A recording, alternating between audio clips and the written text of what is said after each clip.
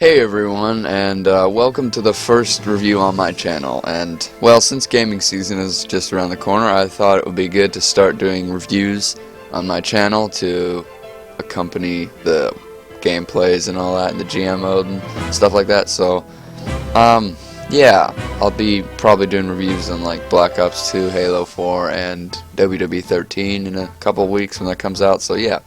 And my first review here is the Toy Story 2 game for the Nintendo 64, the PlayStation 1, and the Dreamcast and the PC. Since I grew up with this game, I decided to try it out again recently and play it, and I think it's just as fun and entertaining. You know, it really didn't lose anything. It's basically a Super Mario 64 ripoff, but it's a good one.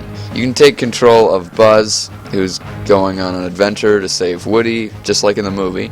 Along the way, you run into various characters from the movie, and it follows the story pretty well.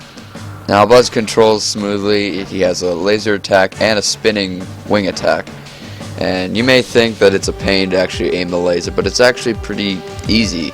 You know, it has kind of an auto-aim thing. If you shoot it and you're in the general direction of your enemy, then you'll actually hit it. And if you press the R button, you'll go into a kind of like a first-person thing. You can't really move in it, but it's more for aiming and locking on.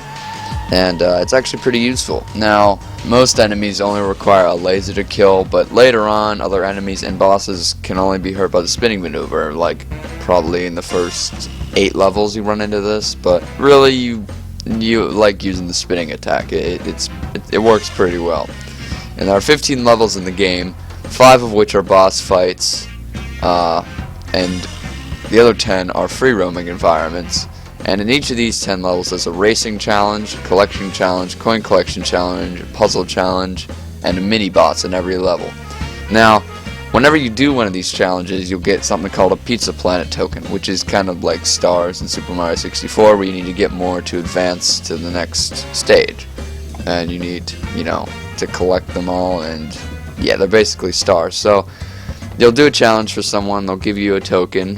While the coin collecting stays the same, the other aspects of the level change, but the formula pretty much stays the same.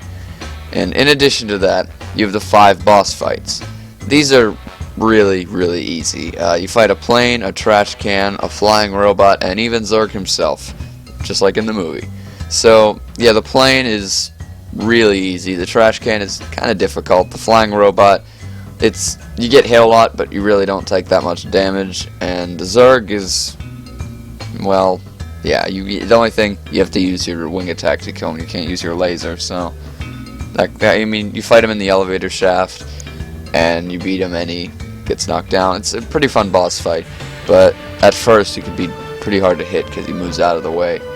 And every level is unique and challenging in its own way, and I really like that, because in most games you'll see just cookie cutter levels, you know, they just put no effort into them, but you can tell they actually put some design and effort into all these levels, even though in some parts of the level there's like stuff that doesn't really belong there, or it doesn't really, you know, like, why is that there? It's not serving any purpose. There's no coins in it or anything like that. Like this cup, it's just kind of sitting there. There's nothing in it, and it's kind of a distraction. But in mostly every level, there's also a parkour challenge that usually leads up to a mini boss. And I really found myself getting frustrated when I didn't get the jumps right and when something knocked me off. Like, as you can see here on the construction yard, I got knocked all the way down to the bottom, and it really, really sucks. But anyways, yeah, that can be pretty annoying, but there are some checkpoint stuff that you run into. But if you get a jump wrong, you have to do the whole thing over. It can be pretty frustrating. And the soundtrack, wow, the soundtrack in this game is wonderful. One of the level's songs actually got stuck in my head for a day, and I don't remember having that happen to me ever.